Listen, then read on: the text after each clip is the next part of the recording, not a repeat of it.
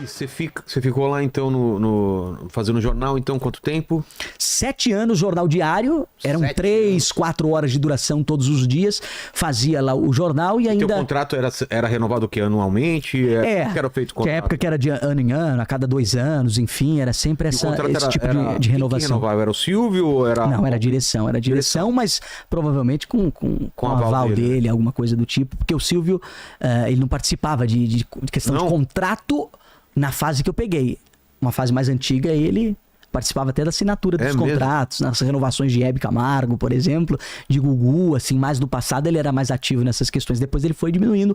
A pandemia foi muito crucial pro Silvio, né? Porque ali ele já foi obrigado a ter que parar o ritmo de gravação.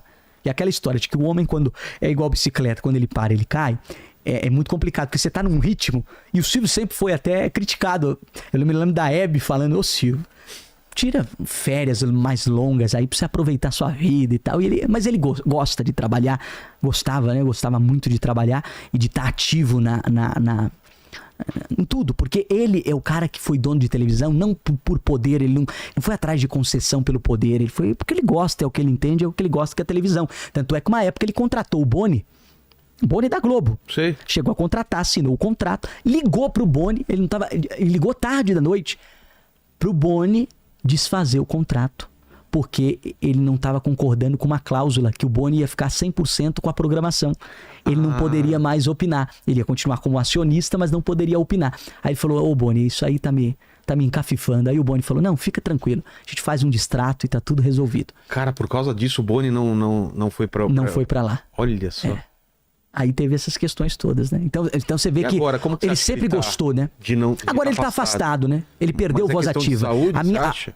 É questão de saúde, você acha? Ou é uma ideia dele mesmo? Não, talvez nem é dele. Talvez é dele também por uma questão de não conseguir, de não ter o mesmo pique, porque na época da pandemia ele parou de gravar. Tá. Então ali ele ficou muito tempo parado. E pra idade que ele tá, se a gente tá acostumado a fazer um exercício já não volta como era antes, imagina na idade que ele tá. Então, mas sempre continuou ativo, dando ideias e tal, mas do final, do começo de 2023, de janeiro de 2023 em diante, aí ele não teve mais voz ativa. Mas acho que é uma forma até da família de preservá-lo, né? Dele curtir esses momentos mais família, que é um momento agora dele mais curtir, porque imagina um cara que gosta de trabalhar, ficar recebendo notícias, ou alguém ligando e falando, Silvio, tá acontecendo isso, o cara volta a trabalhar. Com certeza, então, é pior até, né? É importante o isolamento para que ele possa vivenciar essa nova fase dele, né? Tem disso também. Então, inclusive a minha saída foi justamente um divisor de águas do momento em que o SBT vive. A minha saída dividiu o SBT. Então, como que foi? Sem Silvio Santos A saída acontece... Ele ainda estava lá? Não, aí ele já estava sem voz ativa e longe de tudo. Que ano que foi? Tanto é que antes de eu sair, eles tinham, um bom tempo atrás, demitido uma jornalista. E na época o Silvio ficou sabendo, mandou recontratar ela. Tá. E aí demitiram depois ela de novo. Putz. Só que aí, você não ouviu falar na imprensa da demissão dela. Na segunda demissão? Porque abafaram na segunda demissão, para justamente não acontecer aquilo antes. Só que quando eu saí, o Silvio já não estava mais com voz ativa na emissora. Então foi o divisor de águas, inclusive a minha saída marcou a nova era do SBT. Que aí depois foram saindo outros medalhões. Saiu o Pelégio, que estava com 43 anos lá como diretor. Entendi. Saiu depois a Cristina, a Eliana, que foi pra Globo. Foi um bocado de gente. Uma reformulação geral, inclusive de programação, de tudo, de novas ideias. Isso foi a minha foi na metade de 2023, mas desde janeiro de 2023 já estava um novo comando no SBT, já não era mais o Silvio e ele já não estava mais com voz ativa. Voz ativa que eu falo dele até às vezes ligada a um pitaco, mas não mais acatarem como antes, né? E no teu caso, que conversa que teve? Teve alguma conversa ou não? Não, que não era mais interessante pro primeiro impacto e nem para outro programa da casa. Mas você tinha algum projeto em mente? Você pensava em alguma coisa? Eu não... Apresentou alguma coisa? Não o que me foi me dito que não era mais interessante para a emissora, então tá. Só foi isso, mas foram muito respeitosos. E assim, não é porque você foi demitido que você vai parar a sua vida ou lamentar, não. Dali em diante eu agi como sempre agi. Das vezes que eu tive oportunidades e que depois não estava tendo mais aquela oportunidade, eu fui atrás de novas oportunidades, de outros trabalhos. E assim fui depois para uma TV aqui em sinal aberto para São Paulo e para Campinas, aqui em São Paulo, a sede dela fica aqui. Ela não tinha ainda nenhum jornal e eu lancei um jornal sem nenhuma estrutura na TV e eu gosto disso, porque aí desafia e mostra como o profissional realmente pode se reinventar. Você nem sempre vai ter uma grande estrutura. Você no próprio SBT, uma época eu fazia o jornal com uma câmera só, operando o TP num pedal. Era um pedal, não tinha operador de TP. Por quê? Uma época era no próprio pedal, não era nem naquele controle digital. Você falando aqui... E operando aqui. E tinha um mouse na minha frente, porque ficava a bancada do outro jornal que não dava tempo de trocar, então ficava a bancada aqui, mas a câmera me pegava daqui pra cima. E aí nesse mouse, quando eu queria voltar, eu descia ele, apertava de novo, o texto voltava. Aí subia, eu clicava, ele... Se desse pau aquilo. Já aconteceu, mas aí é improviso, né? Tinha o papel também na frente. Não, eu era muito acostumado com improviso. Até quando tinha o TP, eu improvisava muito em cima do que estava no TP. Porque o nosso jornal era muito factual, então a gente improvisava. Teve épocas que eu fiz 4 jornais inteiros com o mesmo assunto. Morte de Gugu, morte de Marília Mendonça, caso de grande repercussão. O do Kevin, que caiu lá do 5º andar. Um jornal inteiro. Ele aconteceu à noite, domingo à noite, segunda, 4 da manhã eu tava no ar. E na terça-feira o velório dele foi durante o programa. Nós transmitimos o velório na íntegra. Você nem sabe o que vai acontecer, vai chegando as informações. Vai chegando as informações. Então a gente ia na lida. Aí depois fui pra essa TV, em sinal aberto, depois fui pra uma outra no... Mas a internet pra você não é um caminho? Então, eu nunca fui bicho de internet. Tanto é que eu sempre estava na televisão. Hoje, se você vê minhas plataformas digitais, eu não tenho tantos seguidores como eu poderia ter. Muitas pessoas me conhecem. Se você parar na rua, perguntar essa coisa e tal, mas o número na internet não reflete em número de seguidores. Porque eu nunca investi na minha rede social. E por quê? Porque eu sempre fui bicho de televisão, sempre busquei televisão, que é o que eu gosto. Internet nunca me apeteceu. Nunca me chamou atenção. Então eu era daquele que postava o feed no Instagram, no feed. Era publicação 1 ano atrás. A última publicação. Então, era desse jeito. Então eu ia crescendo. As pessoas, muitas me conhecem, mas na rede social às vezes não reflete o número de seguidores, porque eu nunca lidei muito. Até eu acho que eu dei certo, porque eu sempre lidei melhor com o público de mais idade, muito bem. Eu desde criança, eu ia na festa infantis, eu não ficava... Teve épocas que eu brincava com as crianças e tal, mas na maioria das vezes eu gostava de ficar na mesa com os idosos conversando e ouvindo as conversas. Então, quer dizer, eu sempre me dei muito bem com pessoas mais velhas. E o público da televisão aberta tem jovem, tem criança assistindo, mas não é na sua grande maioria. E aí eu fui... Então eu sempre dei certo porque eu tive a linguagem da TV aberta. Eu sempre lidei com isso. Então eu sempre fui o velhinho jovem.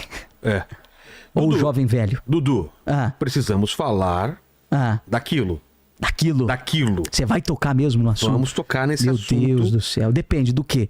Você sabe que eu sei que tá todo mundo querendo saber desse assunto. Porque nós falamos já da demissão. Isso. Que tem muito foi falado, não. Tem a ver com a demissão, não? Pelo contrário. Então conta pra gente. Isso aí foi uma grande fake news que inventaram. Mas tem os seus objetivos. Então vamos lá. Seus objetivos é manchar a imagem, a carreira do Dudu. Mas isso eu já estava acostumado, porque desde o meu primeiro dia no SBT, desde a minha primeira semana, eu não me esqueço disso.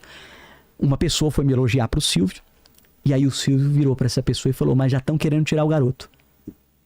Na minha primeira semana. Então, falaram pra você ou ele falou pra você? A pessoa contou pra mim que foi me elogiar pro Silvio, o Silvio virou... Cara, de televisão, eu imagino que deve ser uma trairagem pelas costas. Muito. O pessoal te dando tapinha nas costas e falando assim... já estão querendo tirar o garoto. Então, sempre teve isso.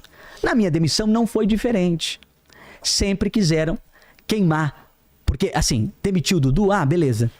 Foi um passo, mas precisava de algo a mais. E hoje em dia é muito fácil você inventar uma notícia de alguém. Como eu te expliquei no começo, a imprensa é muito bem amarrada.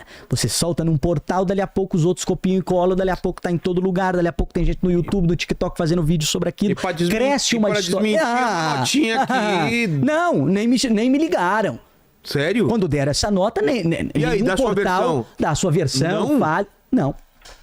Então, Tá. Aí depois criticam, falam, você entrou muito novo no jornalismo. E gente que tá aí no jornalismo, mas não faz o jornalismo na ética que deveria ser feito. Porque a ética qual que é? Você ouvir ambos os lados. Se bem que hoje não é justo isso, né? Porque hoje, até os que ouvem, eles fazem assim. Eles pegam dão a notícia mentirosa, no título está a mentira, você dá a declaração, eles colocam lá no fundo, na última coisa da matéria. Ou seja, você tem que entrar na matéria, ver até o final. Então, teve muita cachorragem nesse sentido, mas eu sempre fui muito bem treinado, porque desde o começo sempre inventaram mentira. Uma época falaram que eu tava pedindo pra igualar o salário com o do outro apresentador, sendo que eu nunca fui atrás desse negócio de salário. Eu nem sei quanto que o outro ganha, como que eu vou pedir o mesmo salário ou algo do tipo? Então eu nunca me intrometi nessas questões financeiras da empresa. Então sempre foi assim, mas sempre teve esse tipo de perseguição, de invenção de mentira. Eu me lembro que a primeira que inventaram sobre mim, eu tava fazendo o jornal e o Homem do Saco no Fofocando. E de tarde eu passei em frente uma televisão que tava ligada lá no corredor da SBT, tava lá, na Sônia Abrão. Tava no mudo a TV, não consegui ouvir, mas tava lá no GC. Dudu Camargo é visto chorando nos corredores do SBT após críticas, logo quando eu estreiei. Eu falei, gente, se eu tô chorando é de felicidade, porque eu jamais chorei com as críticas do início, ou algo do tipo, porque eu tava realizando um sonho. Como que eu vou... Então eu fiquei indignado com aquilo. Foi a primeira mentira que eu vi, que uma vez colocaram em mim. E como você vai desmentir um negócio desse? Fala, exato. Eu não chorei. Como você prova que você não chorou? Não, você perde até a vontade de ir atrás, de ligar pro fulano e falar, me deu um direito de resposta. Né? Uma época teve golpista que me acusou. De quê? Entrou até com um processo contra mim. Do quê? Aí depois nós comprovamos na justiça que ela era uma golpista, uma criminosa. Mas foi Não, veio falar que eu tinha dado calote nela. Negócio de obra. E na verdade ela entrou com um processo contra mim. Depois nós comprovamos que ela era uma criminosa, a mulher. Uma criminosa. Então, ou seja, você vê como que invertem as coisas. E aí quando eu ganhei o processo, não deram o mesmo espaço quando deram pra mentira. Então veja como é complicado hoje em dia. Hoje você não tem que fazer suas coisas pro mundo. Você tem que fazer pensando no reino de Deus. Porque esse reino do mundo, a coisa tá bem complicada. É a mentira ganhando mais força que a verdade. É o poste fazendo xixi no cachorro. As coisas estão invertidas, né, Vilela? Mas essas notícias que saíram sobre você foram antes da demissão ou depois da demissão?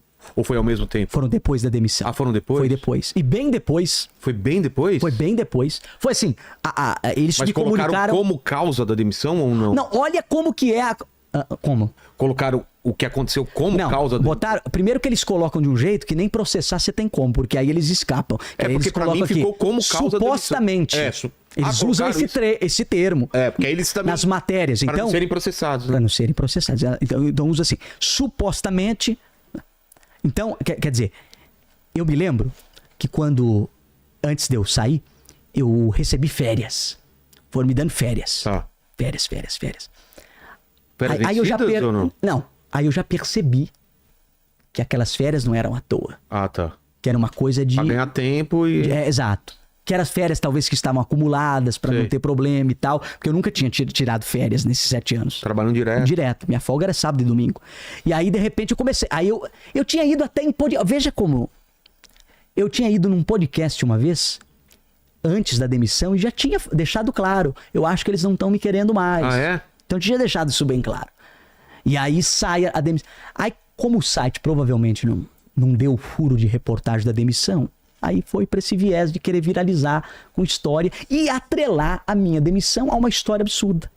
Então, quer dizer, tentaram fazer uma coisa e aí depois se comprovou que o Silvio não estava mais ativo. E assim, o problema é mentir, mas um problema maior é você saber da verdade e mentir. E a imprensa, de forma geral, já tinha noção que o Silvio tinha se afastado e que aquela saída minha não era uma saída qualquer, era uma saída também por conta que o Silvio se afastou, e aí quando os gatos, quando os ratos saem... Não, quando os gatos saem, os ratos fazem as festas. Mas o lance... Faz as festas. A notícia foi das toalhas, certo? Sim. E aí eu vi outra notícia que você confirmou a história e que teve problemas estomacais. Tira isso. Não. Eu nunca confirmei essa história. Eu passei mal na emissora, então, mas não foi problemas estomacais, não. O que tem de verdade ou não tem nada de verdade? Não tem nada de verdade nessa história. O que saiu na imprensa? Saiu na imprensa que tinha acontecido alguma coisa do camarim, negócio de toalha. E micro-ondas também. Exato. Nada disso é verdade? Não. Nada? Não. Mas como que inventa uma coisa absurda? Aí eu até comentei num podcast, acho que é esse que você viu, que eu tinha passado já mal na emissora algumas vezes, mas que outros colegas tinham passado mal também e que isso era normal. Lembra que eu citei que foi um dia até que o Bolsonaro levou a facada? Sim. Que eu fiz o jornal, eu tive que sair no meio do jornal. Mas isso envolveu um ambulatório, Sim, fui sim. levado para ambulatório, os bombeiros me atenderam na época. Foi uma história completamente diferente dessa. Então, quer dizer, isso aí tentaram sujar a minha imagem com essa história. E aí é uma covardia você vincular a minha saída a uma história como essa. E aí... De limpar a toalha, não, deixar imagina. a toalha com merda no... Não, imagina, escuta só. Imagina uma história como essa acaba se tornando o quê? Piada. Acaba o quê? Meme. Meme, chacota, humilhação. Não, você fica conhecido por isso. Exatamente. É que nem a história daquele ator da cenoura, lembra? Que também foi uma história criada. Lembra? É que eu acho que você é novo. Não lembro da cenoura. Mário Gomes, se não me engano, né? Eu acho que vocês são novos. Um diretor da Globo... Mas o que aconteceu com a cenoura? Inventou que ele enfiou. Foi pro hospital que tinha enviado uma cenoura no toba, porque ele tinha pego a mulher dele e ele espalhou pra todo mundo que essa história. E a gente... Cara, todo mundo sabia dessa história e era mentira na época. Entendeu? É os factoides, né? Cara, então é mentira. É mentira. Eu achei que você até já tinha confirmado essa história. Não. Não. Dudu, também entre amigos aqui, cara. E por isso mesmo. Entre amigos ou não, eu nunca gosto da cagou verdade. Na toalha, jogou lá no negócio, nunca rolou. Nem de sacanagem. Não. Sacanagem foi o que fizeram comigo. Cara, não rolou nada. Sacanagem foi o que fizeram comigo. Mas, cara, por que inventar uma história? Por que não colocar outra coisa? Porque esse tipo de Você história... entrevista aqui muitos pessoal de religião, né? Sim. Da fé. Claro. Gente que é do ateu ao protestante, ao satanista, católico, ao satanista, todo mundo. Então você sabe do universo espiritual. Claro. Como que as coisas funcionam. Claro. E veja, eu não sou perseguido à toa. Quando você assume a fé no Senhor Jesus Cristo, quando você tem Ele em primeiro lugar, o diabo fica uma arara, fica doido. Doido. Pode ver, as pessoas que são perseguidas hoje em dia, a maioria tá ali com Deus. E aí o diabo fica doido. Então ele vai fazendo situações a todo momento, isso na minha carreira, desde o momento que eu pisei naquela emissora até hoje. Eu sempre sofri esse tipo de perseguição, de mentira, de gente tentando denigrir, de gente que me conhece e fala, Dudu, pô, estão falando tal coisa de você, e aquilo não é verdade. Nós sabemos o teu comportamento, como que você faz, como que você reage, e estão falando isso de você. Mas além disso Mas eu não me preocupo com isso, porque quem tem fé em Deus confia na justiça dele, e essa justiça dele não falha. Cara, mas... O que a pessoa ganha falando um negócio desse, sendo que você já tava fora da emissora? Não interessa. Você entende? Não. Já ganharam, Ganha sim, porque aí prejudica a entrada em outros canais. Mas aí Deus é tão bom que aí eu entrei numa outra emissora que me foi dada a oportunidade, TV Meio Norte, que agora virou TV Meio de se comunicar, meio de se entreter. São 18 afiliadas pelo Brasil e pelas antenas parabólicas ela pega em todo o Brasil e transmite também o conteúdo via YouTube. Eu assumo ali um menino que tinham deteriorado a imagem, falado Diaba 4, aí de repente eu assumo lá um horário que era um programa de variedades que estava indo mal de audiência e estava com 0 faturamento, não tinha anunciante. Eu entro, antes do programa estrear já fecho o primeiro anunciante. Se tornou a maior audiência do YouTube da emissora, porque lá na Praça Teresina não tem minuto a minuto, mas depois nós contratamos um outro método de audiência, que é um método pela torre, que ele pega pelo Ginga TV, as Smart TVs que estão conectadas naquele canal, ele consegue captar aquele dado. Se tornou uma das maiores audiências do dia da emissora e com 10 anunciantes. Só saí agora porque eu tô entrando na área da política. Aí eu tive que me afastar da apresentação do Jornal Brasil 40 Graus que eu fazia nessa TV Meio. E aí... porque a lei eleitoral diz que desde o dia 30 de junho até o dia 6 de outubro tem que se afastar, não pode apresentar programa de rádio, TV e internet. E aí, de repente, veja só. Aí eu pego essa faixa horária e encerro com 10 anunciantes, com 10 merchants por dia. Então, quer dizer... Não, isso é bom no que você faz, cara. Isso exato. Mas a questão é, não fala em nomes, mas você imagina quem fez isso pra você? Não. Quem espalhou isso daí? Não, porque eu acho que não é só uma pessoa. Ah, não? Porque a demissão talvez não tenha partido de uma única pessoa. Já começa por aí. E essa história aí também, talvez não é só uma pessoa. Você imagina que lá dentro do SBT tinha alguém que não gostava? Não só uma pessoa, né? É? Não só uma pessoa.